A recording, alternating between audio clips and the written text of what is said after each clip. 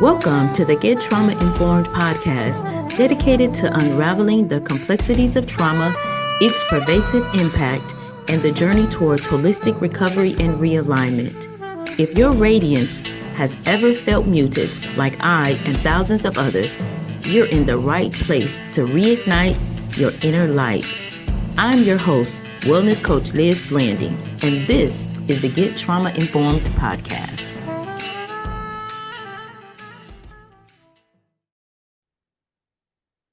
Well, welcome to another amazing episode of our Trauma Talks with the wonderful, amazing LaSchell Steward. How are you today? I am wonderful, Dr. Liz. How are you today? I am wonderful. I get so excited when I know that you're coming by because we have such amazing conversations, and I'm so happy that we finally collaborated and we're allowing other people to benefit from the exchanges that we have. So I thank you so much for being here. Absolutely excited as well, and so excited about your topic today. Well, yeah, but let's get into it.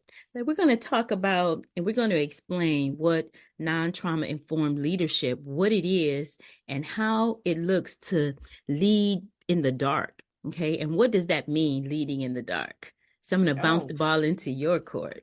Okay. So non-trauma informed leadership, that pretty much, it disregards the complexities of human experience. Things are bound to happen. We know that, right? Especially in the workplace. So when you think about non-trauma informed leadership, it's that leadership that lacks empathy, understanding, and the awareness of the wounds that individuals may carry with them. And this is especially important, Liz, because instead of fostering environments that we talk about, those safety and that those environments of safety and trust, non-trauma informed leadership can perpetuate toxicity, dysfunction, stagnation, and harm. So mainly it can breed toxic relationships within the team or an entire organization for that matter, by reinforcing behaviors and practices that are unsupportive, insensitive, and often damaging to people's mental and emotional well-being. Absolutely. I was having a conversation the other day, and the conversation went into how much responsibility is laid on the other person's lap when someone has experienced trauma. So if we have an interaction, how much of that responsibility for me to understand your trauma is my responsibility, if you will? And that's how the conversation unraveled. And my response was that the reason that we have the Get Trauma Informed movement going is because sometimes even a person that has gone through the trauma, they don't even realize or not even aware of how the trauma is making them move or flow or operate, or how or even their decisions, right? Right.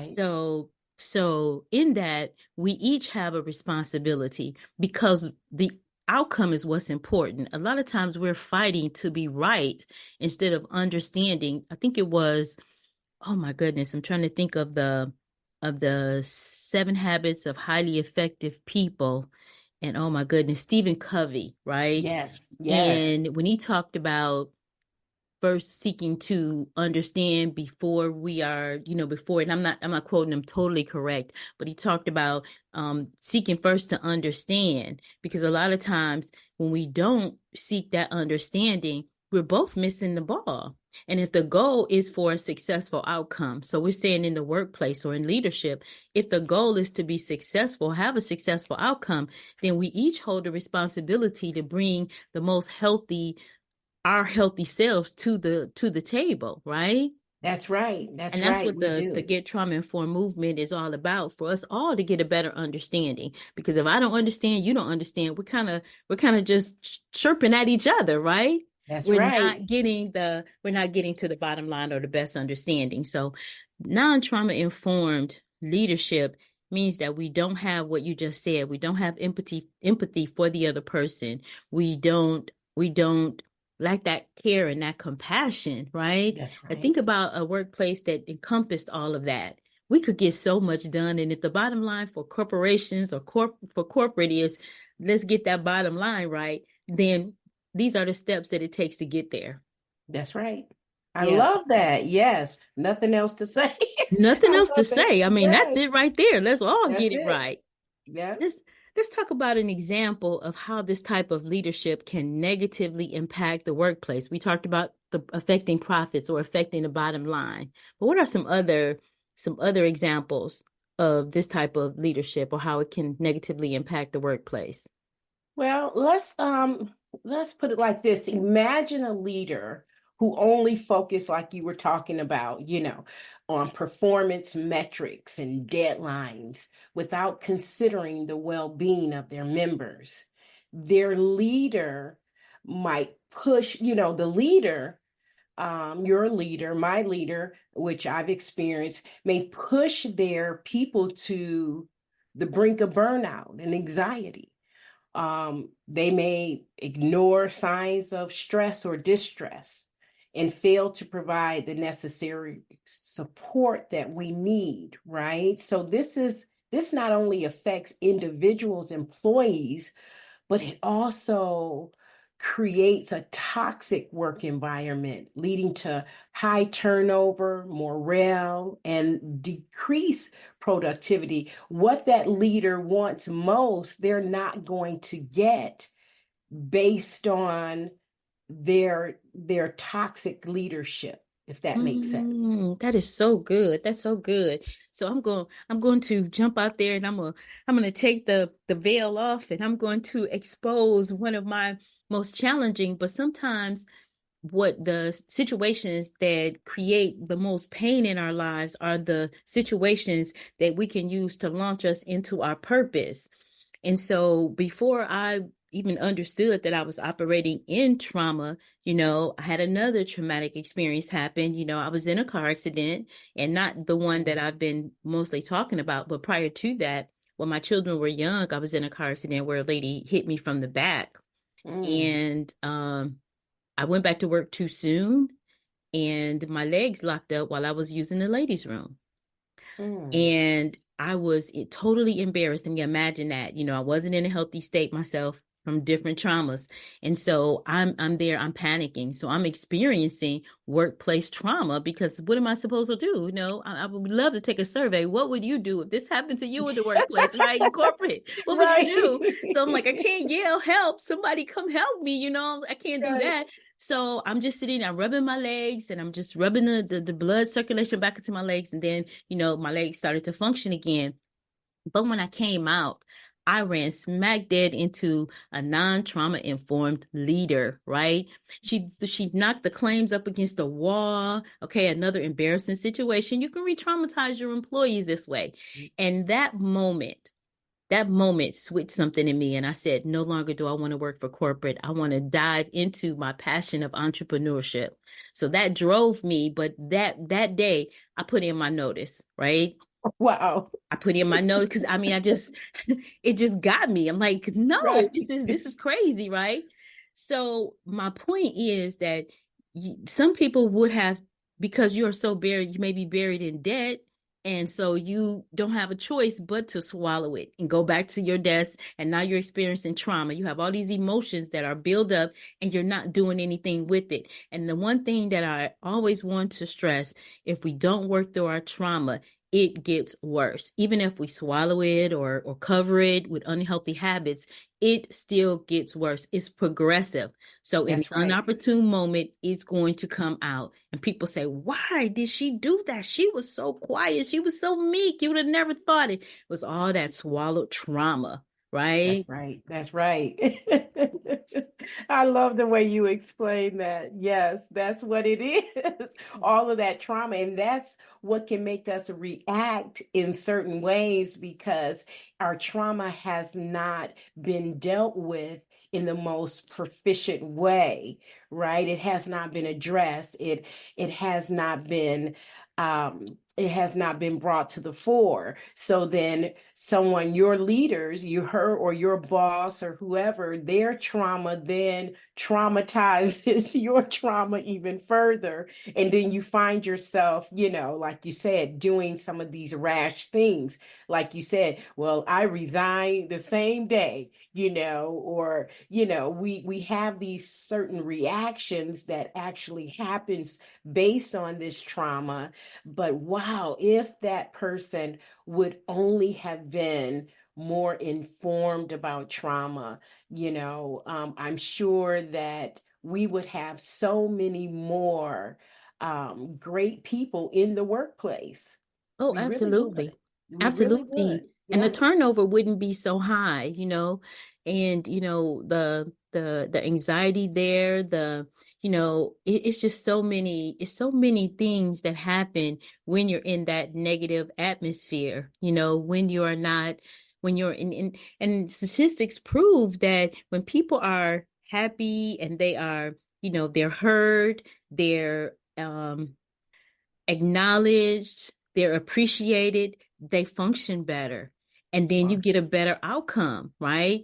There's that's a right. couple of programs where you come together and you learn how to work together. And I think if we have more of that in the workplace, like time out for workshops so that we can learn how to, hand off work to one another, learn how to be more respectful to one another, and then the outcome is better. So it seems like it's simple. I used to say that life is not complicated. People make it complicated, right? That's right. So, That's so right. if we would just implement some of these practices in our workplace, even in different organizations, and we're going to get into that later on in some of the other episodes, but we're talking about all types of organizations where there's a hierarchy of leadership.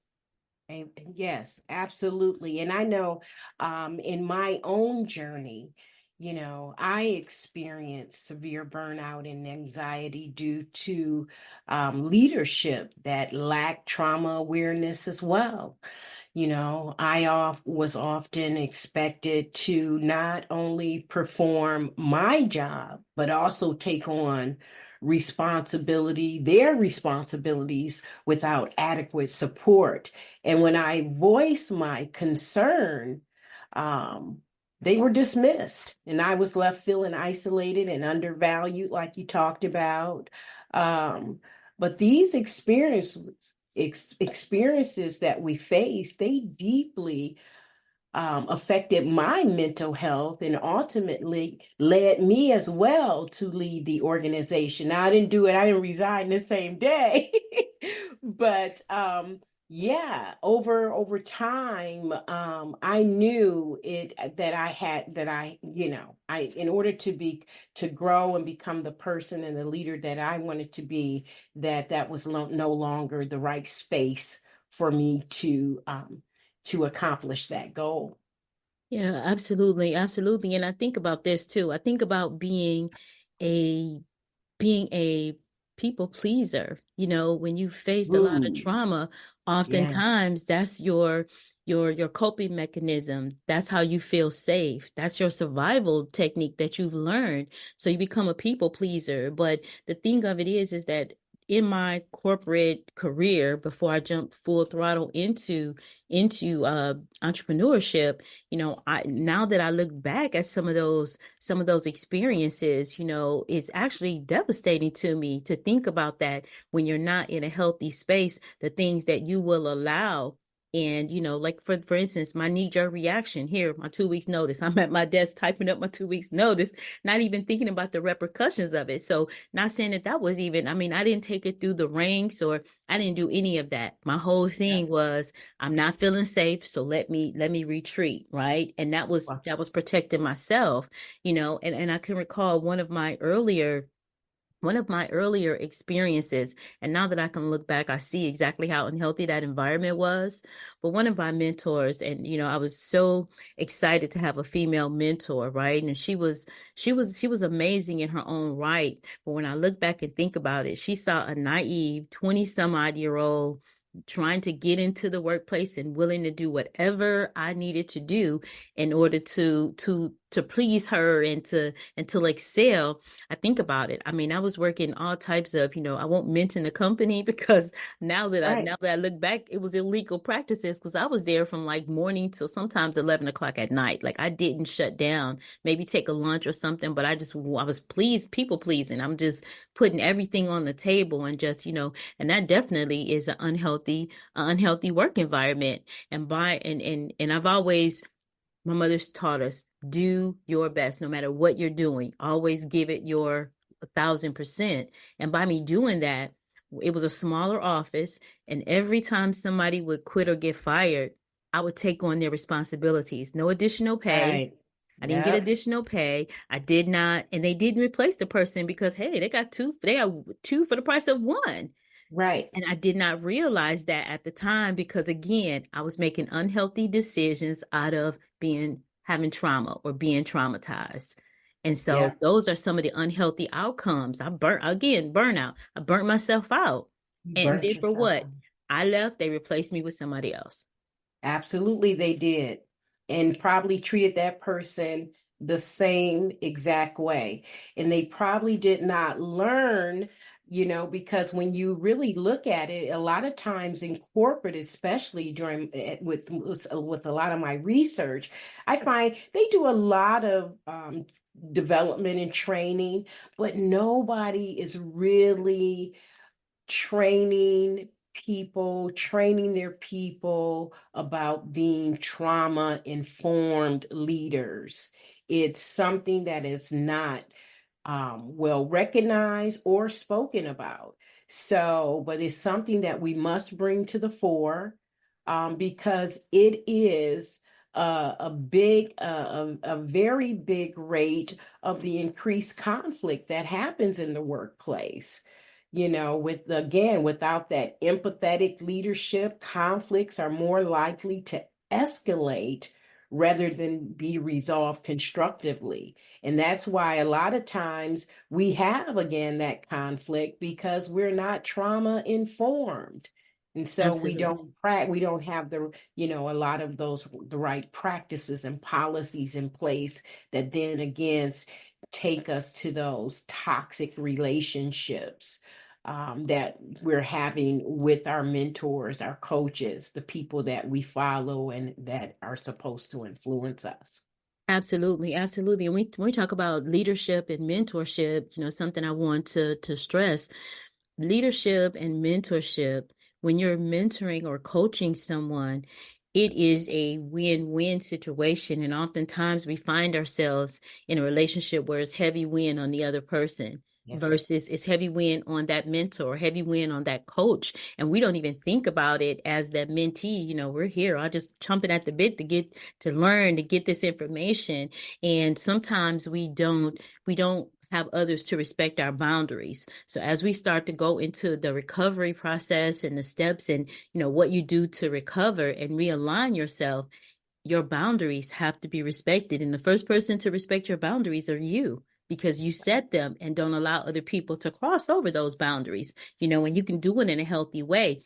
And also what I've learned through my whole journey of recovery you is that we have to have the confidence and we grow that, through steps and through programs and such, but having the confidence to set those boundaries and not having to get the other person's permission to set your boundaries. That's Many right. times we're looking for the other person's approval or we're looking for, so any of those types of signs are signs that maybe you have some unresolved trauma that you have not dealt with and it's still causing you to make those type of, unhealthy decisions for yourself. One of the other things that I used to always feel like as long as the other person was happy, then I would be good. I'm fine. Yep. And Yep. so getting to know yourself and giving yourself permission to say, wow, this is who I really am. You know what? Yep. And that chick right there, she's not all that bad. That's Once I get right. to know her, once I let Right. her out of her shell, she's not that bad at all. But that's just showing up in your full self. And another thing in a corporate, a lot of people are just not happy. They're not happy. You're supposed to get out of bed with a zeal for life for that day, with, joy to put your feet on the ground and say, I'm about to hit this running because I have a purpose. And, I'm full of joy. We had a podcast yesterday and she talked about joy through your trauma, like you don't have Mm, to just be stuck there, right? You that's can right. have joy. You can give yourself permission to have joy. And so I thought that was just so amazing and incredible. So that was a great podcast as well on yesterday. So what Yes. we had a couple other things that we wanted to talk about because we did talk about the the common outcomes when leadership does not take trauma in account. And I think that's one of the biggest things about this movement is accountability. Stay with us. We'll be right back. Imagine driving down the road, enjoying a beautiful day when suddenly a tree jumps out in front of your car. Crash! In an instant, your life is flipped upside down, both physically and psychologically. That was my reality. I'm Liz Blanding, a certified holistic wellness and trauma recovery coach.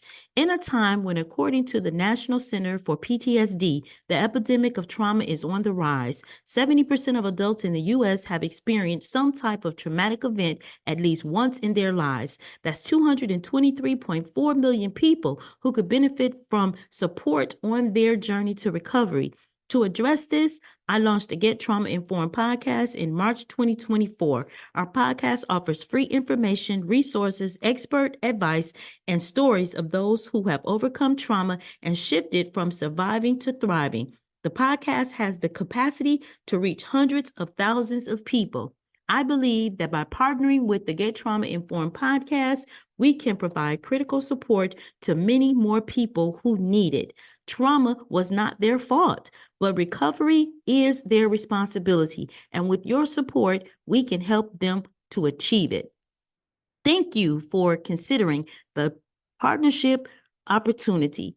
I look forward to the possibility of working together to make a significant impact on trauma recovery. Email us at info@oasiswellnessctrs.com or contact us at 616-320-0703. Now we will return to our Get Trauma Informed conversation. I think accountability, I think accountability is key for leadership, both for yourself and for the people that follow you. So when trauma in any aspect is ignored, it can manifest, Liz, into various ways. Team members may feel like we talked about, undervalued, unsupported, and overwhelmed.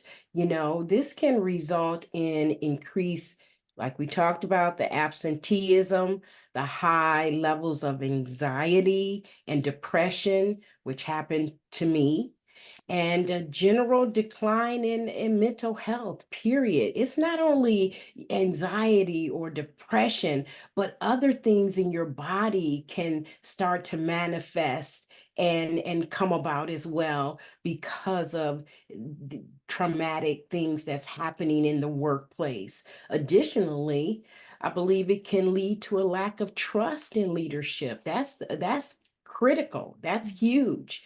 And then that disengagement, you get so disengaged, and then a breakdown in the team cohesion, ultimately forming silos within the organization. Not sure if you've ever experienced that, but that's another common cause of this trauma. These silos further isolate team members and hinder effective collaborations, making it even harder to achieve collective goals.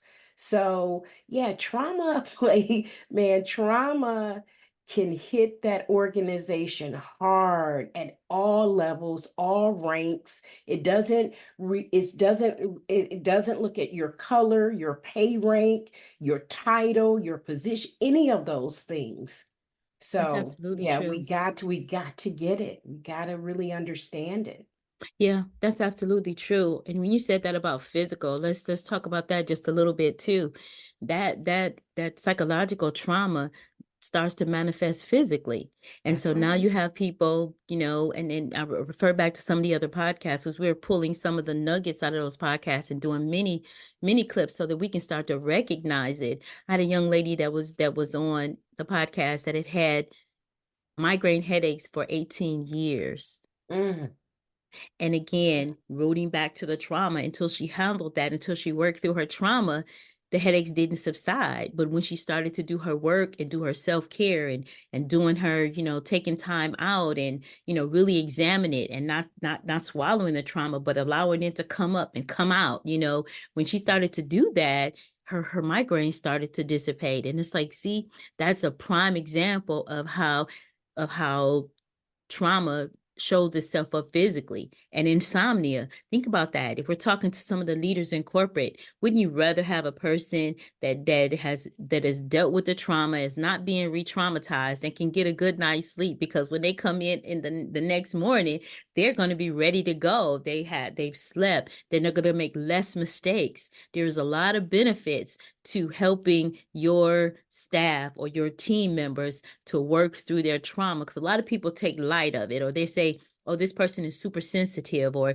they're triggered too easily, or what have you. We're not saying use trauma as an excuse to get out of accountability. We're saying deal with it on a healthy level, get that trauma up and out, and now we have a better workplace. That's right. That's right. We haven't, yes, a much better workplace. I love what you said. Get the trauma up and out. That's right. Bring it to the fore. Let's hit it. And again, that goes right back to creating those safe spaces, those safe places where people can come, feel supported, feel like they can share and talk about what they're going through without being blackballed or or diminished in any type of way. So those are going to be critical for to get the help that you need to get you to that healthy state, not only the individual but the organization as a whole as well. And that's becoming when you have a culture, when the whole culture, when you can start change the culture of the organization, that's when you will kind of see that kind of come to the fore, when all of Absolutely. the leaders, kind of that management team, everybody is practicing. And that's why policies and procedures in the workplace are critical, and we have to go back and got to look at those. What are our policies and procedures? Just not about you come in, you clock, you clock your hours, you do this, you do that. There are other policies and procedures for well-being that also need to be incorporated for a healthier person and a healthier workplace. Absolutely. That is so important. What advice would you give to someone in a leadership position who isn't trauma informed, but they want to improve? Mm. Well, the first step I would say is to educate yourself about trauma. That's our biggest thing here. Understand that everyone carries their own experiences, including yourself, and that these can influence behavior and performance. Also, creating a culture of openness and trust that I just hit on.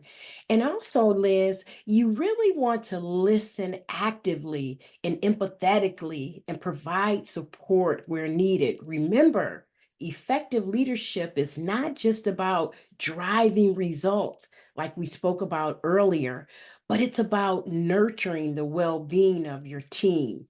And here's an important one. Here's some important advice that I would give. Reflect on your own leadership style, right? Assess and adjust your approach based on feedback to avoid unintentionally harming or triggering your team. I think that's some of the things that I would leave with someone just to get started. I love that. I love what you said about unintentionally traumatizing or re-traumatizing your people. Yeah. And that right there, that's enough for us to sit with until our next episode. I think that is absolutely, that's the key right there. you know? Yeah. So again, I thank you so very much for joining us today. And I am looking so forward to this journey, because just a little drop of knowledge, wisdom, or even awakening, like an understanding, just getting that better understanding, it goes miles and miles. And also being able to have the resources. So reaching out to us for Beyond Trauma is a program that is Oasis Wellness Centers is actually, has actually launched to help everybody to work through their own personal trauma. And, we're going to come up with some programs that are going to help in the corporate environment as well. So look out, the best is yet to come. We have so many wonderful things that we want to share with you, from experience and, from other stories. We have the Pathway to Trauma Recovery book that is coming out actually, it should be out next quarter. And so we're going to look out for some of the offerings from the Steward team as well. So y'all just hold tight. We're coming. Thank you. Thank you. It's time to buckle up. No more suffering in silence. Our Power Pack journey to recovery and realignment starts now. Remember, you are collateral damage on someone else's warpath. Trauma is not your fault. Recovery, however, is your responsibility. I'm your host, Wellness Coach Liz Blanding, and this is the Get Trauma Informed podcast.